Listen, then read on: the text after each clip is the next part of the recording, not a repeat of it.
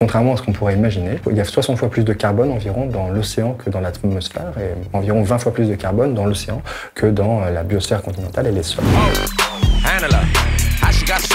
Pourquoi est-ce que ça intéresse en particulier à l'océan aujourd'hui? L'océan, c'est un énorme réservoir de carbone. C'est aussi un réservoir qui échange du carbone avec, en particulier, l'atmosphère.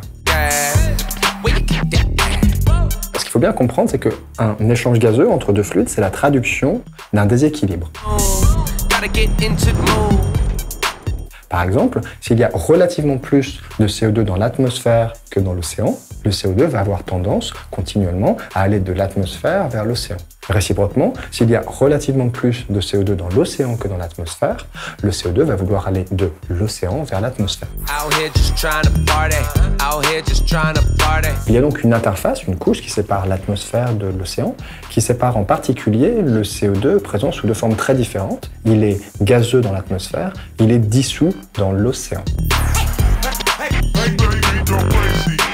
Le mécanisme qui va aider le CO2 à passer d'une forme à l'autre, ça va justement être la dynamique associée aux vagues, les vagues qui sont nombreuses à la surface de l'océan, des vagues qui déferlent. Lorsque les vagues déferlent, elles vont emprisonner un petit peu de l'air avec elles.